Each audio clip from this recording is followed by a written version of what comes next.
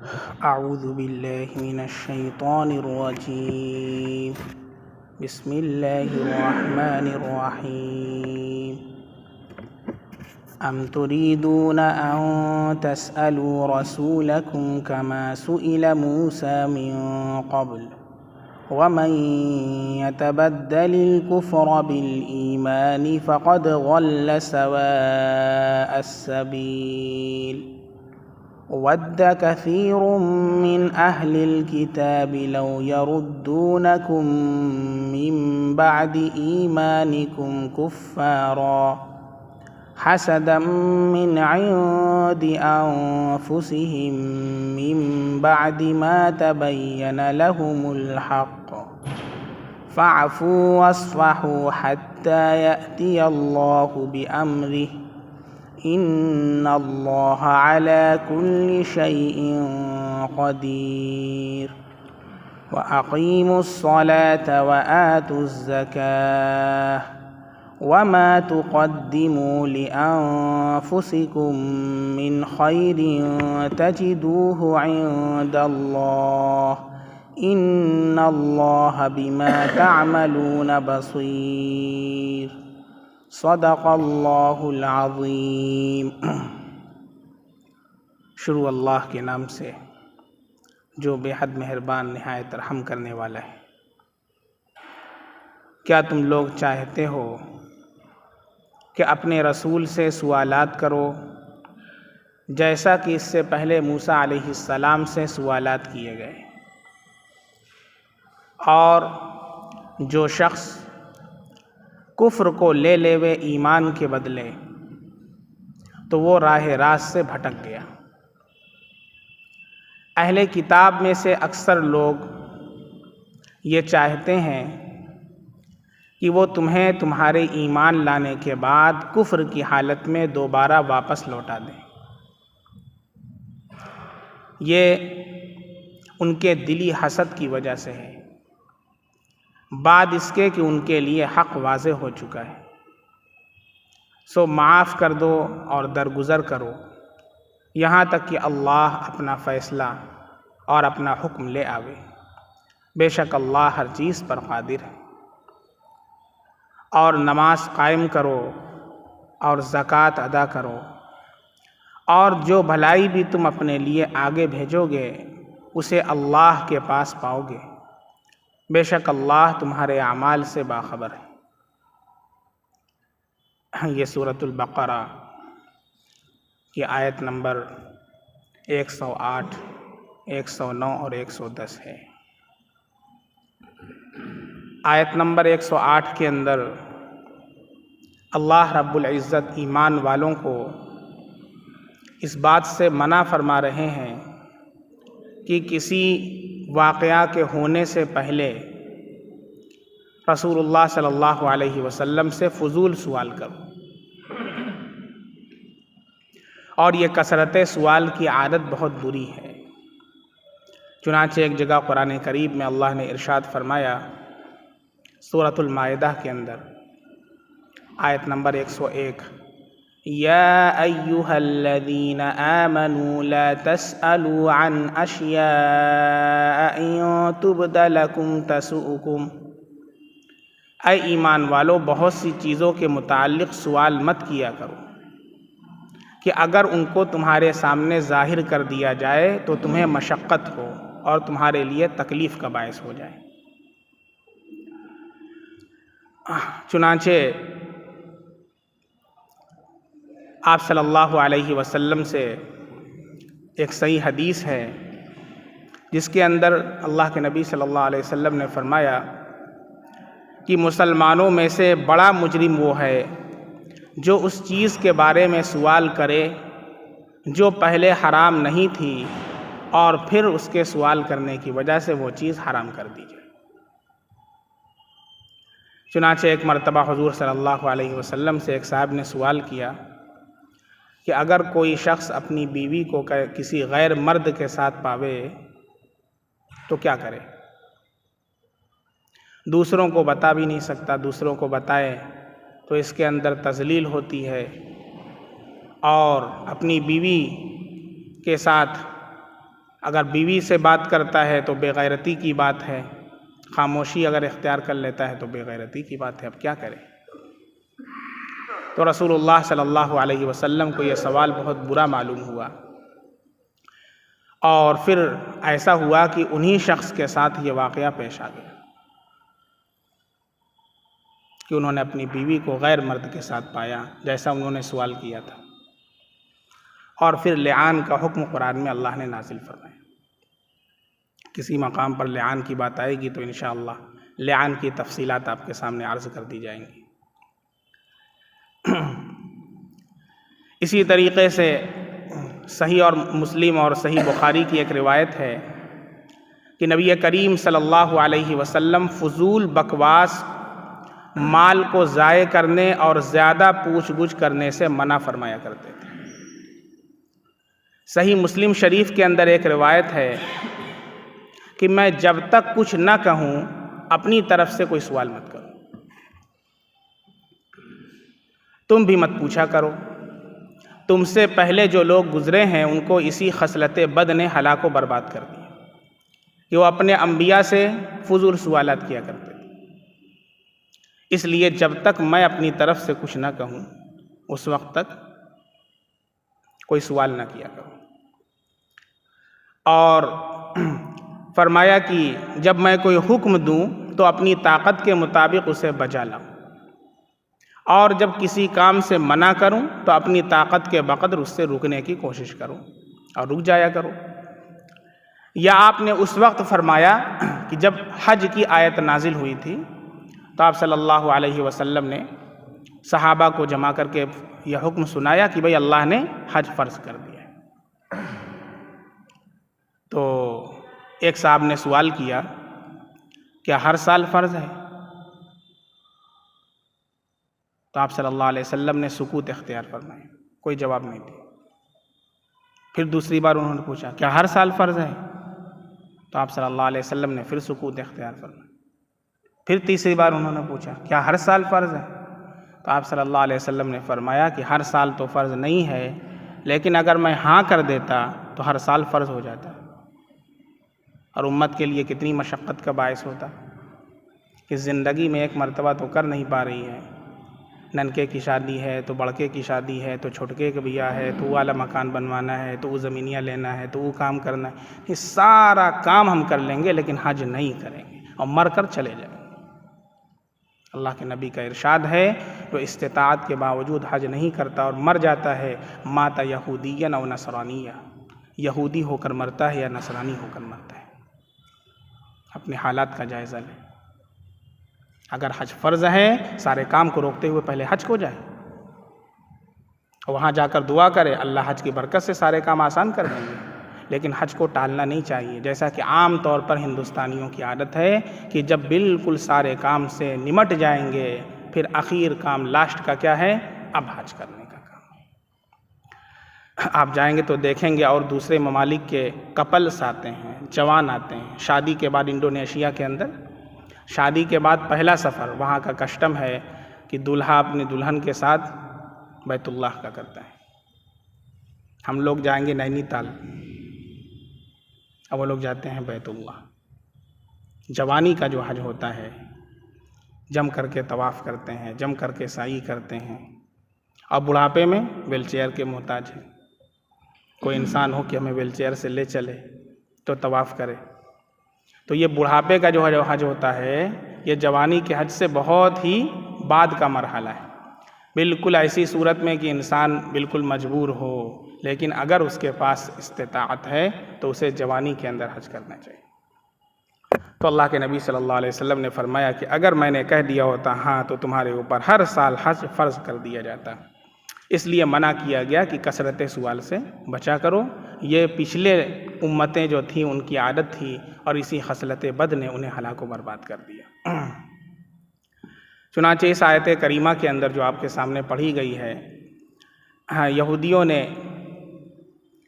یہ سوالات کیے، کچھ لوگوں نے آپ صلی اللہ علیہ وسلم سے کہ اگر آپ مکہ میں ایک دریا جاری کر دیں تو ہم اسلام لے آئیں۔ کسی نے کہا اگر آپ آسمان سے ڈائریکٹ میرے اوپر کوئی کتاب نازل کروا دینا تو ہم ایمان لے آئیں۔ ابھی اس سے پہلے آپ کے سامنے وہ وفد والا واقعہ آ چکا ہے کہ جو آئے تھے اور کہا کہ اگر آپ ہمارے سوالات کا جواب دے دیں گے تو ایمان لائیں گے، اور جب نبی کریم صلی اللہ علیہ وسلم نے ان سے عہد بھی لیا، پکا کہا ایک دم پرومس، اور جب آپ صلی اللہ علیہ وسلم نے جواب دے دیا تو آخر میں کیا کہا کہ ہم تو ایمان لے آتے لیکن جبریل علیہ السلام ہمارے دشمن ہیں اور وہی آپ کے اوپر وہی لے کر آتے ہیں، اس لیے ہم ایمان نہیں لائیں گے۔ تو پھر اس طرح کے سوالات کر رہے تھے، تو اب اللہ رب العزت نے اس کا جواب دیا اور قرآن میں آیت نازل فرما دی، فرمایا ام تریدون ان تسألوا رسولکم کما سئل موسیٰ من قبل، کیا تم چاہتے ہو کہ اپنے رسول سے اسی طرح کے سوالات کرو جیسا کہ موسیٰ علیہ السلام سے اس سے پہلے کیے گئے تھے؟ موسیٰ علیہ السلام سے کس طرح کے سوالات کیے گئے؟ جب توریت لے کر کے آئے تو کہا کہ ہم کیسے مانیں کہ اللہ نے دیا ہے، اللہ تعالیٰ ہم سے کہیں تب مانیں۔ موسیٰ علیہ السلام کہہ رہے ہیں کہ بھائی اللہ نے مجھ سے کہا ہے، میں اللہ کا نبی ہوں، اللہ نے مجھے احکامات دیے ہیں، توریت عطا فرمائی، کہا کہ ہم نہیں مانتے، جب اللہ تعالیٰ ہم سے کہیں گے تو ہم مانیں گے۔ پھر اس کے بعد کوہ طور پر گئے، اللہ تعالیٰ نے کہہ دیا کہ بھائی میں نے دیا ہے، کہا ہم کیسے مانیں کہ اللہ کی آواز ہے؟ لن نؤمن لک حتی نری اللہ جہرا، ہم آپ پر ہرگز ایمان نہیں لائیں گے یہاں تک کہ اللہ کو مشاہدہ نہ کر لیں، اللہ کو دیکھ نہ لیں۔ فأخذتکم الصاعقہ، ایک صاعقہ آسمانی نازل ہوا اور سارے کے سارے موت کے گھاٹ اتر گئے۔ اتنی خبیث ترین قوم ہے پوری دنیا کی، جسے یہودی کہتے ہیں، پوری دنیا کی سب سے خبیث ترین قوم۔ پھر اس کے بعد حضرت موسیٰ علیہ السلام کی دعا سے وہ لوگ زندہ ہوئے اور نیچے آ کر کے پھر انکار کر دیا، حتیٰ کہ پھر کوہ طور کو مسلط کیا گیا اور کہا کہ لیتے ہو کہ گرائیں، کہا کہ ہاں لیتے ہیں۔ اس طرح کے سوالات کون کرتے تھے موسیٰ علیہ السلام سے؟ یہودی کیا کرتے تھے۔ تو اللہ کے نبی صلی اللہ علیہ وسلم سے جو اس طرح کے سوالات کیے جا رہے ہیں، اللہ فرما رہے ہیں ام تریدون ان تسألوا رسولکم کما سئل موسیٰ من قبل، کیا تم چاہتے ہو کہ اپنے رسول سے اسی طرح کے سوالات کرو جیسا کہ اس سے پہلے موسیٰ علیہ السلام سے کیے گئے تھے؟ اللہ کو دیکھ لیں گے، اللہ کو کہہ دیں گے تو ایمان لائیں گے، اس طرح کے فضول سوالات۔ وَمَن يَتَبَدَّلِ الْكُفْرَ بِالْإِيمَانِ فَقَدْ ضَلَّ سَوَاءَ السَّبِيلِ، اللہ فرما رہے ہیں جو شخص کفر کو لے لے ایمان کے بدلے، یہ بھی ایک سودا ہے کہ ایمان کو دے دے اور کفر کو خرید لے، یعنی کفر کا تبادلہ ایمان سے کر لے، فقط ایمان کا تبادلہ کفر سے کر لے، فقد ضل سواء السبیل، تو وہ راہ راست سے بھٹک گیا اور صراط مستقیم سے بھٹک گیا اور ہمیشہ کے لیے وہ گمراہ ہو گیا۔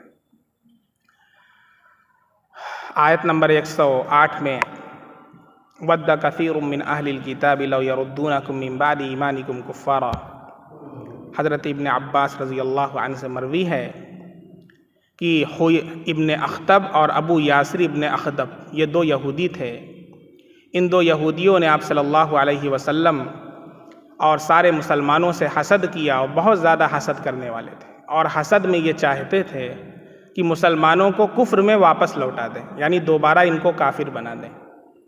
اللہ رب العزت نے ان کا حال ظاہر کر دیا اور فرمایا کہ اہل کتاب میں سے بہت سے ایسے لوگ ہیں جو اس بات کی تمنا کرتے ہیں، دلی خواہش ہے کہ تم کو تمہارے ایمان لانے کے بعد دوبارہ کافر بنا دیں اور کفر کی حالت میں واپس لوٹا دیں۔ آج کے حالات میں بھی قرآن کریم ہر دور کے لیے مشعل راہ ہے۔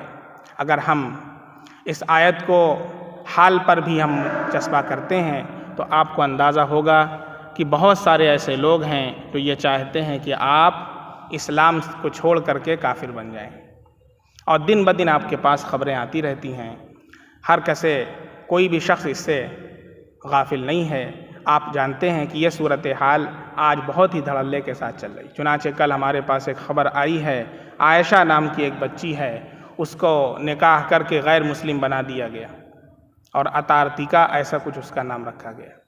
یہ ایک دو خبریں آتی ہیں، لیکن کثرت کے ساتھ یہ چیزیں واقع ہو رہی ہیں، اور یہ ہماری بے توجہی اور دین سے غفلت کا نتیجہ ہے کہ ارتداد ہمارے گھروں تک پہنچ چکا ہے۔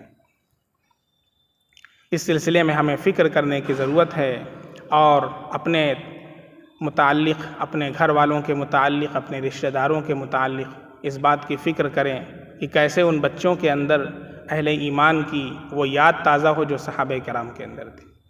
رات میں ہم تعلیم کریں اپنے گھروں میں، جیسا کہ اکابر فرماتے ہیں کہ اپنے گھروں کے اندر تعلیم کو زندہ کیا جائے۔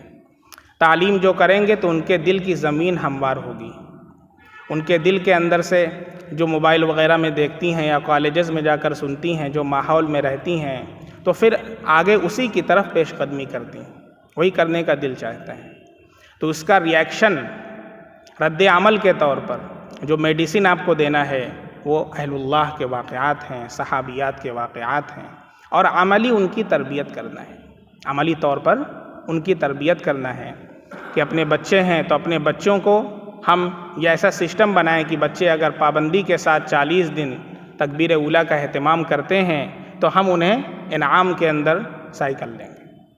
فار ایگزامپل آج تو ہم نے ساری چیزوں کا انعام دیا، بچہ فرسٹ پوزیشن اسکول میں لے کر کے آیا ہے تو ہم اس کو انعام دیتے ہیں، لیکن نماز کی پابندی پر کوئی انعام نہیں دیتے۔ بچہ آج فجر کے اندر ماشاءاللہ بیدار ہوا ہے اور نماز کے اندر آیا ہے، لیکن کوئی بھی ہمارے چہرے پر خوشی کے آثار نہیں ہے کہ ہمارے بچے نے آج فجر کی نماز پڑھی۔ ہمارے بغل میں ایک الیاس دادا رہا کرتے تھے، تو میں فجر کی نماز میں جب چھوٹا تھا، بہت چھوٹا، اس وقت گیا تو اتنا خوش ہوئے کہ دوسرے دن مجھے جب میں ملا تو لے کر کے گئے ٹافی کی دکان پر، مجھے 2 چاکلیٹ دلائی۔ وہ آج تک یاد ہے۔ آپ بچوں کے جو فطرت ہے اس سے واقف ہونا ضروری ہے۔ وہ پھر اس کے بعد سے ایک جوش کہ نہیں جانا ہے، اور آج الٹا کیا ہوتا ہے، بچے اگر مسجد میں آئے تو ہم مار کر کے انہیں بھگاتے ہیں۔ دیکھ رہے ہیں کیا ہونا چاہیے تھا، کیا ہو رہا ہے۔ جس مسجد سے بچوں کی آوازیں نہیں سنائی دیتی ہیں انہیں اپنی نسلوں پر فاتحہ پڑھ لینا چاہیے۔ وہ مسجدوں کو آباد کرنے والے نہیں ہوں گی، ان کی نسلیں مسجدوں کو ویران کرنے والی ہوں گی۔ ہمارے نبی صلی اللہ علیہ وسلم نماز پڑھاتے تھے، بچوں کی آواز سنتے تھے، نماز کو ہلکی کر دیا کرتے تھے۔ کیا نبی کے دور میں بچے نماز کے لیے نہیں آتے تھے؟ بچوں کا کام ہی ہے شور شرابہ کرنا۔ بچے تو بچے ہیں نا، بوڑھے تو بن نہیں جائیں گے۔ سمجھانے کی کوشش کیجئے، لیکن ایسا مطلب نہیں کوئی بچہ شروع کر رہا ہے تو ایک پڑاکہ مار کے بھگا دیا، وہ زندگی میں مسجد نہیں آئے گا۔ پھر کہاں جائے گا؟ ٹی وی دیکھنے کے لیے جائے گا۔ محلے میں جہاں پر سب لوڈو کھیلتے ہیں وہاں جا کر بیٹھے گا، گالی سنے گا، شراب کی گلی میں جائے گا، وہ شرابی بنے گا بڑا ہو کر کے، اور ہم ہی لوگ اس کو گالی بھی سکھاتے ہیں۔ یہ بچوں کی جو نفسیات ہے ان سے واقف نہ ہونے کا یہ اثر ہے کہ ہم اپنے بچوں کو مسجدوں سے دور کر رہے ہیں، اپنے بچوں کو مدارس سے دور کر رہے ہیں، اپنے بچوں کو اللہ والوں سے دور کر رہے ہیں، اپنے بچوں کو دینی تعلیمات سے دور کر رہے ہیں۔ پھر اثر یہ ہوتا ہے کہ وہی بچے بڑے ہو کر کے جب خلاف راستے کو اختیار کرتے ہیں تو پھر ہم کہتے ہیں مولانا صاحب کوئی ایسی دعا کر دیجئے کہ فوراً بچہ ہمارا عبد القادر جیلانی بن جائے۔ پھر ایسا کیسے ہوگا؟ ڈائریکٹ نہیں ہوگا نا، بہت محنت کرنے کی ضرورت ہے۔ حضرت مولانا کرامت علی جونپوری رحمۃ اللہ علیہ، آپ حضرات نے حضرت کا نام سنا ہوگا، لاکھوں لوگوں نے حضرت کے ہاتھ پر اسلام قبول کیا۔ ہادیہ بنگال و آسام، بنگال و آسام کے اندر، آج بھی آسام کے رنگون کے اندر حضرت کی مزار ہے۔ مولانا کرامت علی رحمۃ اللہ علیہ کا نام اصل میں علی تھا، کرامت اتنی صادر ہوئی کہ کرامت ان کے نام کا جز بن گیا اور کرامت علی کہا جانے لگا۔ تو ان کے بچپن کا ایک واقعہ ہے کہ ان کے ہمسایہ جو پڑوسی تھا اس کے ہاں بیر کا درخت لگا ہوا ہے، بیر کا درخت، اور وہ شاخ جو ہے جھک کر کے ان کے آنگن میں آ گئی، اور انہوں نے بچے تھے بیر توڑ لیا، بیر پھلی ہوئی تھی، بیر توڑ لی اور لے کر کے بھاگے بھاگے اپنی امی کے پاس پہنچے کہ امی امی، کھیلتے کھیلتے امی نے کہا بیٹا کہاں سے بیر لے لیے، کس نے دیا؟ کہا کہ وہ شاخ میں جو شاخ ہے اس میں بیر پھلی ہوئی تھی وہیں سے توڑ لیا۔ کہا کہ اوہ بیٹا یہ تو چوری ہے، بہت بڑا گناہ ہے، اللہ ناراض ہو جاتے ہیں اس سے۔ اللہ نے قرآن میں چوری کرنے والے کے ہاتھ کاٹنے کا حکم دیا ہے، بغیر اجازت کے بیٹا کسی کا سامان نہیں لیتے ہیں۔ اتنا اثر ان کے اوپر ہوا کہ وہ دوڑتے دوڑتے آئے، چھوٹے سے تھے اور بیر لیے ہوئے تھے، شاخ جس شاخ سے توڑا تھا، جا کر کے بولے بیریا جڑ جا، اور جڑ گئی۔ وہ پہلی کرامت تھی جو بچپن میں سادھی. یہ آپ کے جونپور کا واقعہ. ہم لوگ تو تاریخ پڑھتے ہی نہیں ہیں. واٹس ایپ سے فیس بک سے اتنا ہم لوگ بزی ہو چکے ہیں کہ اپنے اکابر کی تاریخ پڑھنے کا موقع نہیں. اور گھر کی مولی ساگ برابر. انگلش کا ایک کوٹیشن ہے, wisdom is not appreciated at home. گھر کی مرغی جو ہوتی ہے وہ دال برابر ہوتی ہے. آپ کو اس کا اندازہ نہیں ہے. جب آپ بنگال جائیں گے نا تب آپ کو مولانا کرامت علی صاحب کا اندازہ ہوگا کہ مولانا کرامت علی صاحب کی شخصیت کیا تھی. جب آپ آسام جائیں گے, 2 مہینے کے لیے میں آسام گیا تھا, 2 مہینے کے لیے, تب آپ کو اندازہ ہوگا. اور یہ اگر پتہ چل گیا کہ آپ جونپور کے ہیں تو پھر آپ کو پتہ چلے گا ہم کس شہر کے ہیں. اسی بڑی مسجد کے اندر الحمدللہ آپ لوگ بیٹھے ہیں, تفسیر ہو رہی ہے. صرف 2 وقت کی اذانیں ہوتی تھی, 2 وقت. جب مولانا کرامت علی جونپوری رحمۃ اللہ علیہ نے یہاں 5 وقت کی اذان شروع کیا ہے اور نماز شروع کیا ہے تو ایک بوڑھی اماں یہیں کی رہنے والی تھیں, وہ کہتی تھی کہ ایک نیا مولوی آیا ہے, اس نے بدعت شروع کر دی ہے. پہلے 2 وقت کی اذان ہوتی تھی, اب اس نے 5 وقت کی شروع کر دی ہے. پھر 4 لوگوں کے ساتھ مولانا نے پہلا جمعہ یہاں قائم کیا ہے. پڑھیے سیرت کرامت علی حضرت مولانا عبد الباطن صاحب کی. کتنی قربانیاں پیش کی, سب کے طعنے بھی برداشت کیے. تب آج جا کر کے الحمدللہ یہ مسجد آباد ہے. بڑی محنتیں ہمارے اکابرین کی رہی, لیکن آج ہم اسے برقرار نہیں رکھ پا رہے ہیں. جو چیزیں ورثے میں ہمیں ملی ہیں ہم اس کو باقی بھی نہیں رکھ پا رہے ہیں. کتنی خراب صورتحال ہے.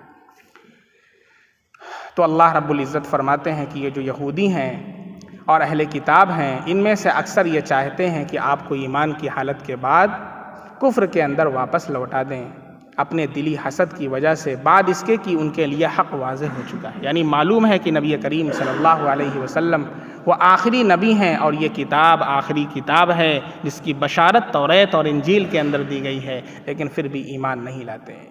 تو اب کیا کرنا ہے؟ فاعفوا واصفحوا. اللہ فرما رہے ہیں کہ دعوت ان کو دے دیا ہے, حق ان تک پہنچا دیا ہے. اب اس کے بعد بھی اگر یہ قبول نہیں کرتے ہیں تو ان سے تلوار لے کر کے لڑائی نہیں کرنا ہے جب تک کہ وہ تعرض نہ کریں. فاعفو, ان کو معاف کر دو. واصفحوا, درگزر کر دو. حتی یاتی اللہ بامر, یہاں تک کہ اللہ اپنا فیصلہ لے آئے. ان اللہ علی کل شیء قدیر, اللہ ہر چیز کے اوپر قادر ہے. واقیموا الصلاۃ وآتوا الزکاۃ, اور ابھی کیا کرنا ہے جب تک جہاد کا حکم نازل نہیں ہوا ہے؟ فرمایا نماز کو قائم کرتے رہو اور زکوٰۃ کو دیتے رہو. جب جہاد کا حکم آئے گا اس وقت جہاد کرنا ہے, ابھی جہاد کا حکم نہیں آیا تھا. وما تقدموا لانفسکم من خیر تجدوہ عند اللہ, اور جو بھی خیر اور نیکی تم اپنے لیے بھیجو گے اسے اللہ کے پاس پاؤ گے. جیسے ہم اپنے بینک کے اندر, اپنے اکاؤنٹ کے اندر پیسہ رکھتے ہیں یا کسی بچے کے اکاؤنٹ میں رکھتے ہیں, جب بچہ بڑا ہوتا ہے اس کے ہاتھ میں والد نے اکاؤنٹ دے دیا, پاس بک دے دیا, اب وہ کھول کر دیکھتا ہے کہ ہاں میرے لیے تو 1 لاکھ جمع ہے, میرے لیے تو 2 لاکھ جمع ہے. ایسے ہی ہم اس دنیا سے اپنے آخرت کے اکاؤنٹ میں نیکی ٹرانسفر کر رہے ہیں. جب کل قیامت کے دن نام اعمال دیا جائے گا ہاتھ میں, اللہ فرماتے ہیں فَأَمَّا مَنْ أُوتِيَ كِتَابَهُ بِيَمِينِهِ, جس کے نام اعمال دائیں ہاتھ میں دیا جائے گا, فَيَقُولُ هَاؤُمُ اقْرَءُوا كِتَابِيَهْ, وہ کہے گا آؤ آؤ آؤ, سب کو بلائے گا آؤ میرا نام اعمال دیکھو, اتنا خوش ہوگا. فَيَقُولُ هَاؤُمُ اقْرَءُوا كِتَابِيَهْ إِنِّي ظَنَنْتُ أَنِّي مُلَاقٍ حِسَابِيَهْ فَهُوَ فِي عِيشَةٍ رَاضِيَةٍ فِي جَنَّةٍ عَالِيَةٍ قُطُوفُهَا دَانِيَةٌ كُلُوا وَاشْرَبُوا هَنِيئًا بِمَا أَسْلَفْتُمْ فِي الْأَيَّامِ الْخَالِيَةِ. پڑھیے سورۃ الحاقہ, ایمان تازہ ہو جائے گا. موقع ہو فیس بک سے, واٹس ایپ سے, تو تھوڑا سا وقت قرآن کے لیے نکالیے. اللہ فرما رہے ہیں, کہے گا آؤ اور میری کتاب دیکھو. انی ظننت انی ملاق حسابیہ, میں تو یہی گمان ہی کرتا تھا کہ میں اپنے حساب کو ایسے ہی ملنے والا ہوں اور میرا نام اعمال میرے دائیں ہاتھ میں دیا جائے گا. اللہ سے ہمیشہ اچھا گمان رکھنا چاہیے, برا گمان نہیں. ہم نماز بھی پڑھ رہے ہیں, پتہ نہیں قبول ہو رہی کہ نہیں, 100% اللہ کے ساتھ ہم کیا اچھا گمان رکھیں گے. اللہ تعالیٰ جیسی بھی ٹوٹی پھوٹی عبادت ہے لیکن اللہ قبول فرما لیجیے. فَهُوَ فِي عِيشَةٍ رَاضِيَةٍ, وہ اچھی زندگی کے اندر ہوگا. فی جنت عالیہ, جنت کے اعلیٰ درجات کے اندر ہوگا. قطوفها دانیہ, جس کے گچھے جو ہوں گے اس کے قریب ہوں گے. قطوفها دانیہ. پھر آگے فرمایا وَأَمَّا مَنْ أُوتِيَ كِتَابَهُ بِشِمَالِهِ, جس کا نام اعمال اس کے بائیں ہاتھ میں دیا جائے گا. ہائے ہائے, کیا کہے گا؟ فَيَقُولُ يَا لَيْتَنِي لَمْ أُوتَ كِتَابِيَهْ, کاش کہ مجھے آج نام اعمال ہی نہ ملتا. وَلَمْ أَدْرِ مَا حِسَابِيَهْ, میں جانتا بھی نہ کہ حساب کتاب کیا ہوتا ہے. یا لیتہا کانت القاضیہ ما اغنی عنی مالیہ, میرے مال نے مجھے غافل کر رکھا تھا. بڑے مال والے تھے, اکڑ کے چل رہے ہیں. کل آخرت میں کیا کہے گا؟